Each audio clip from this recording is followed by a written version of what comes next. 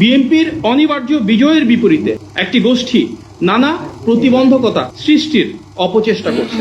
আমরা আজ সকালে গণমাধ্যমে দেখতে পেলাম সৈয়দপুর বিমানবন্দরে ঢাকা থেকে যাওয়ার পর নগদ $1.5 কোটিরও বেশি টাকা সহ ঠাকুরগাঁও জেলা জামাতের আমিরকে আটক করেছে পুলিশ, যেখানে নির্বাচনে অবৈধ অর্থনৈতিক লেনদেন প্রতিহত করতে সকল ব্যাংক, অর্থনৈতিক প্রতিষ্ঠান, ব্যবসায়িক লেনদেন ও কার্যক্রম বন্ধ রয়েছে।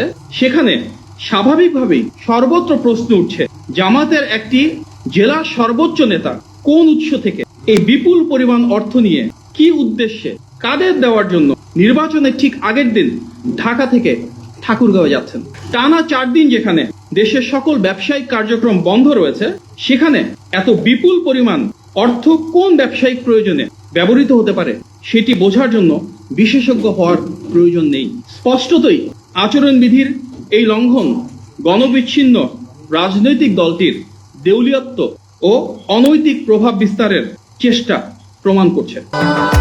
ভবিষ্যৎ হোক নিরাপদ, বিনিয়োগ হোক বিশ্বস্ত, আর আমার পছন্দ সল্ট বে। ওয়েলকাম টু সল্ট বে।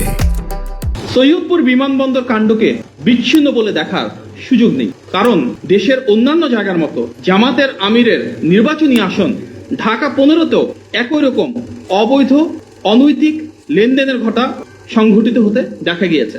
আরো দেখা গিয়েছে কুমিল্লা, নোয়াখালী, খুলনা সহ দেশের অসংখ্য জায়গায়।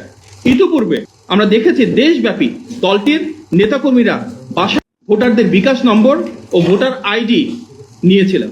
তবে বিকাশ, রকেট বা নগদের মাধ্যমে এভাবে অবৈধ অর্থ প্রেরণ বা জান্নাতের টিকেটের প্রলোভনকে ধর্মপ্রাণ দেশবাসী ইতিমধ্যেই প্রত্যাখ্যান করেছেন। দেশের অনেক জায়গায় ভোটারদের মাঝে ভীতি ছড়াতে সেই রাজনৈতিক দলের সন্ত্রাসীরা দেশি অস্ত্রসহ বাঁশ, পাইপ ও স্ট্যাম্প জড়ো করছে। বিভিন্ন জেলায় সহিংসতা, অতর্কিত হামলা, অগ্নিসংযোগ, ভোটারদের ভয়ভীতি প্রদর্শন ও অর্থ বিতরণ করছে। এইসব ঘটনার সাথে সম্পৃক্ত ভোটের মাঠে নানা বিশৃঙ্খলা সৃষ্টি সহ অনৈতিক কার্যক্রমের সঙ্গে জড়িত সেই দলের অনেকেই ইতিমধ্যে আইন শৃঙ্খলা বাহিনীর হাতে গ্রেফতার হয়েছে। আমরা উদাহরণস্বরূপ শুধু একটি মর্মান্তিক ঘটনা এখানে উল্লেখ করতে চাই। বগুড়া 4 আসনে নন্দীগ্রামে জামাতের চিহ্নিত সন্ত্রাসীদের হামলায় থালতা মাজরাম ইউনিয়ন বিএনপির সভাপতির মাসুদ রানার চোখে গুরুতরভাবে ক্ষতিগ্রস্ত হয়েছে। তার চোখে দৃষ্টি হারানোর খবর ছড়িয়ে পড়লে তার মা স্ট্রোক করে মারা যান। অত্যন্ত বেদনাবহুল এই ঘটনার প্রেক্ষিতে আমরা তীব্র নিন্দা এবং দ্রুত বিচারের দাবি জানাই। আমরা অতি দ্রুত দেশব্যাপী নির্বাচন কমিশন তথা রিটার্নিং অফিসার এবং আইন শৃঙ্খলা বাহিনীর কাছে প্রতিটি ঘটনা সর্বোচ্চ গুরুত্ব দিয়ে প্রয়োজনীয় ব্যবস্থা গ্রহণের জোর দাবি জানাচ্ছি।